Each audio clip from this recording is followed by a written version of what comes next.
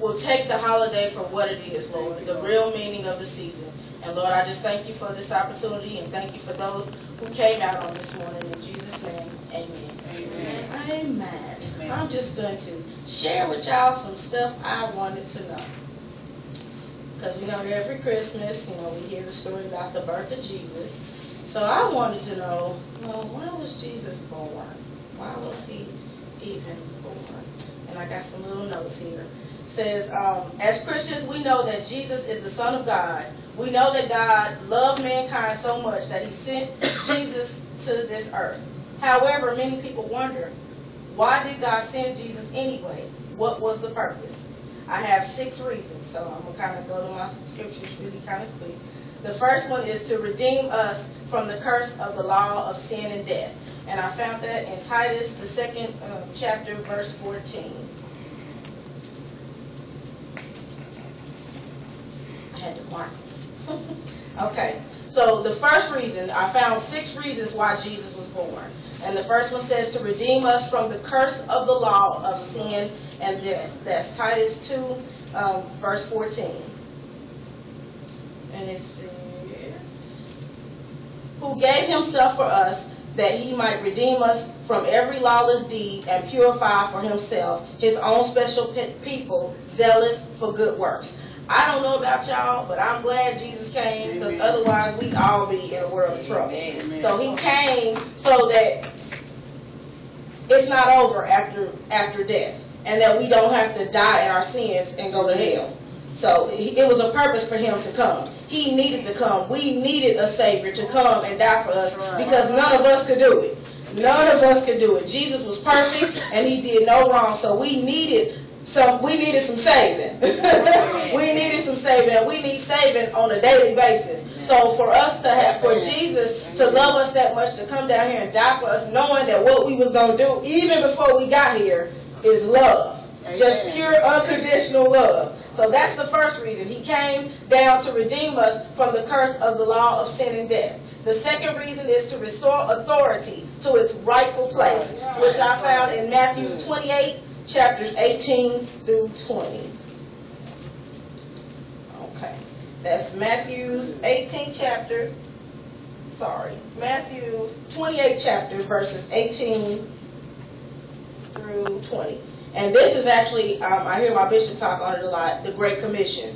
And Jesus came and spoke to them, saying, all authority has been given to me in heaven and on earth.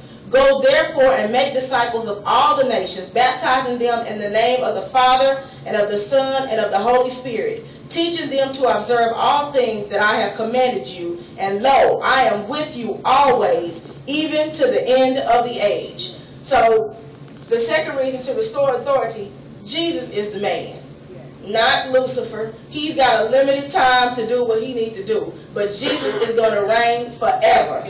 From the time he got here until he comes back, and the times after that, he's the man in charge. So he had to come and be born and die so that things can be right again, because without Jesus, things wouldn't be right. The third reason, to reconcile man to God. And I found that in 2 Corinthians, the 5th chapter, verses 18 and 21. And again, that is to reconcile man back to God. If y'all hear Bishop or coming to Bible study classes, back in the old days, God wasn't fooling around with us. He ain't had time to play. Oh, you want me stupid? You out of here. Next. And you see how he did to people back in those days. Oh, really? Okay, well, I'm going to take this little sprinkle few right here, go and get on this boat, and stay put until I tell you otherwise. Rest of y'all out of here. I'll start over. So this 2 Corinthians, the 5th chapter, verses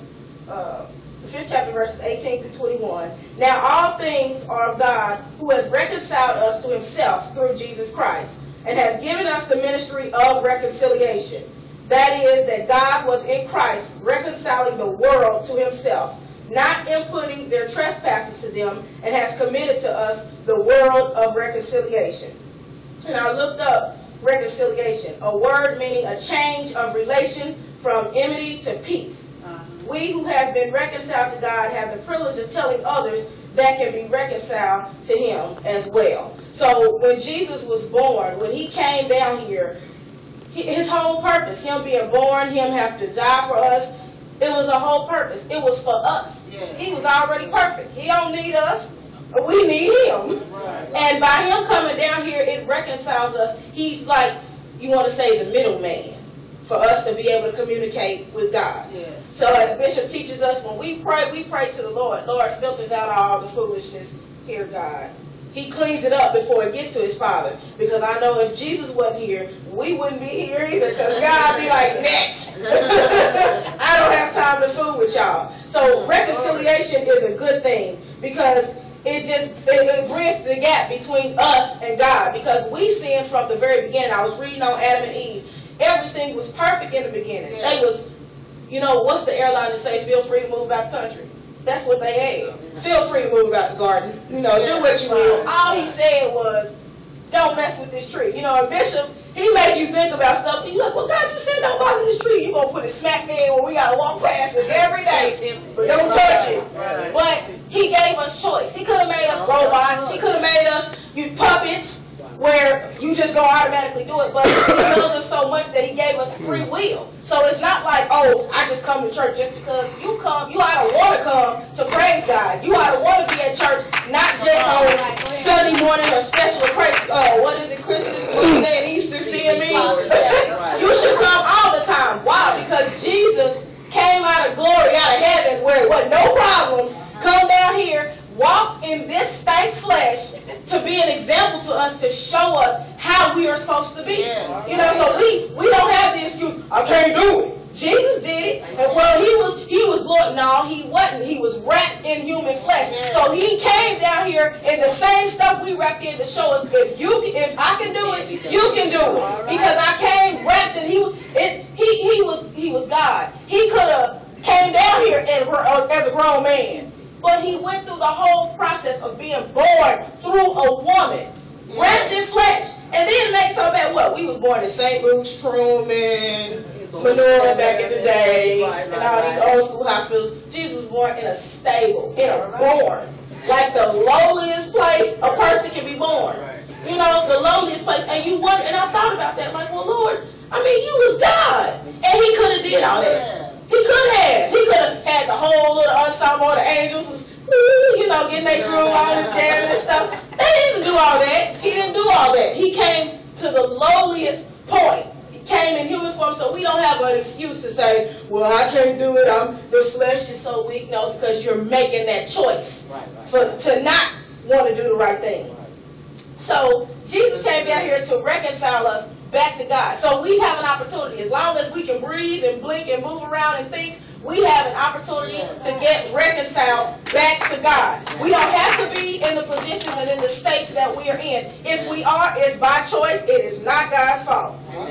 Okay, the next one is to destroy the works of the devil. So Jesus came to destroy the works of the devil, and I found that in 1 John, the 3rd chapter and the 8th verse, which says, he who sins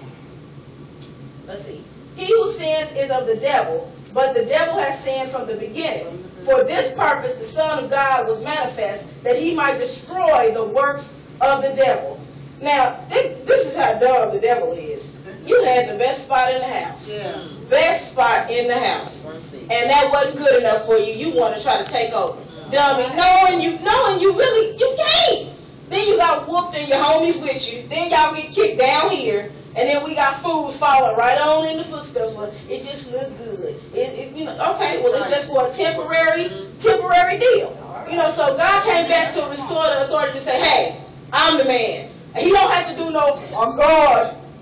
If you notice, the devil got to soup everything up. He got to do more. When Jesus, all he got to do is just walk in the room. He don't got to be, I'm God, I'm Jesus. You know who he is when he walk in the room. The devil, he got to fix it up. He got to look, he got to appear to what we like. He got to look at what we want. You ain't going to go, if you don't want no ugly man, he ain't going to bring you no ugly man. The pastor say if you want him with broad shoulders and 6'2" and 6 packs, 12 packs, 18 packs, whatever, he gonna bring you just like that. And I was telling Bishop the other day, just because the person say that they saved and they in church, that don't mean they saved and in church. Look what the devil did. He sits right in the pews like we do every Sunday.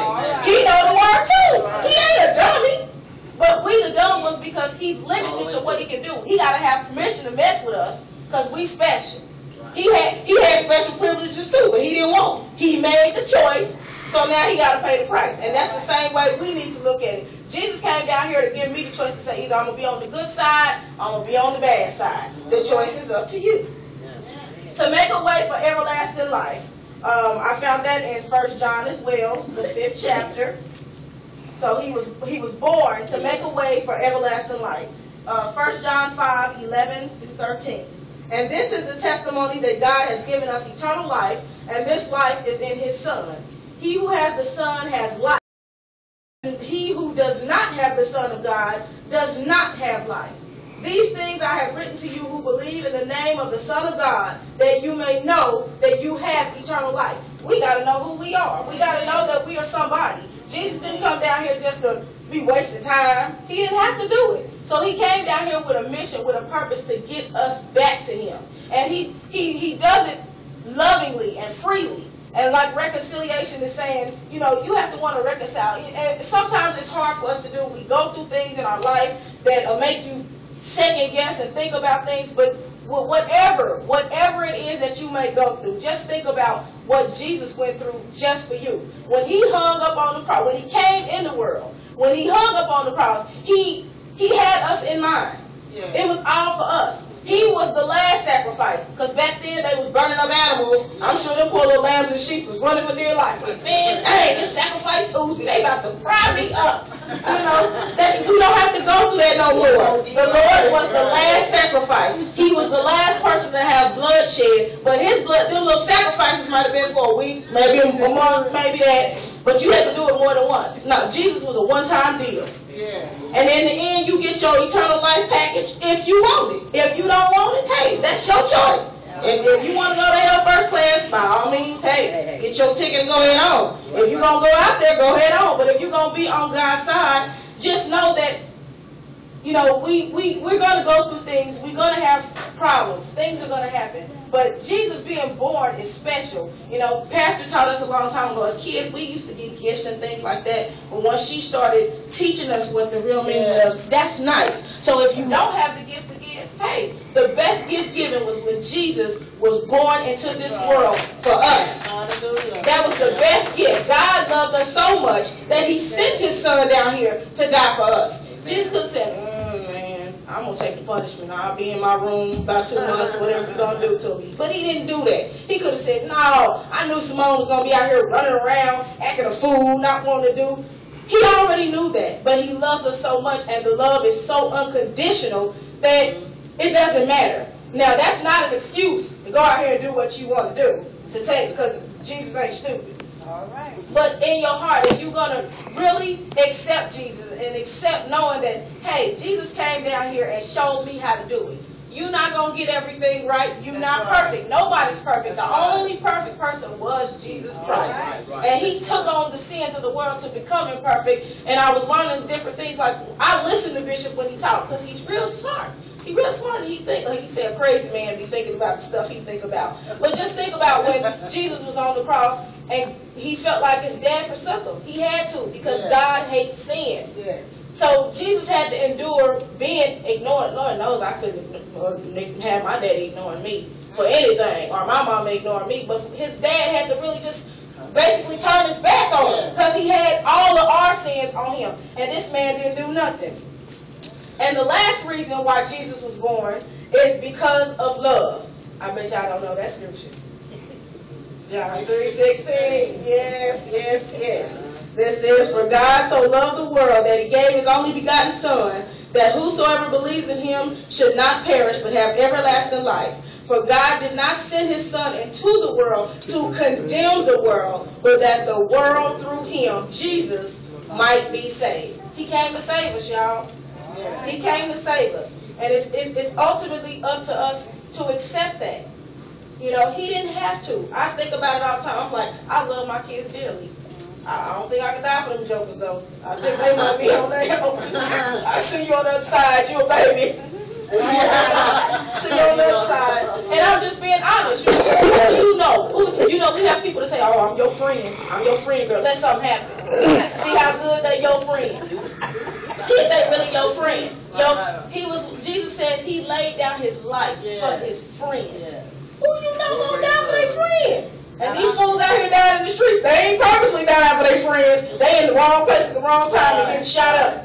So that's not the same meaning. Jesus had a purpose. He came down here to save us, to rebuild our relationship so that he could reconcile us into him and to his dad. So when you spend the rest of your day with your family and loved ones, you might open up something like, first of all, you ain't buy nothing for nobody anyway, so be thankful somebody bought something for you. So don't fry your nose up. But think about it, that Jesus came into the world. He was a gift to us from God. And we should celebrate that gift every day. Amen. Not just on one day. I mean, it's special today because this is the day we choose that, Jesus was born around this season time. So keep that in mind that Jesus came here with a purpose. Yes. And every day that you wake up knowing that you got a purpose. That Jesus died just for you. You got to make it like super personal to you. Look at yourself in the mirror and be like, Jesus died for me, so I can get through them crazy bosses on the job. I can get through not having this and not having that, because even though I don't have this and that, God still makes a way for me to do this and to do that. So be appreciative, be thankful that our Savior came down here and died just for us, and y'all have a Merry Christmas. Amen.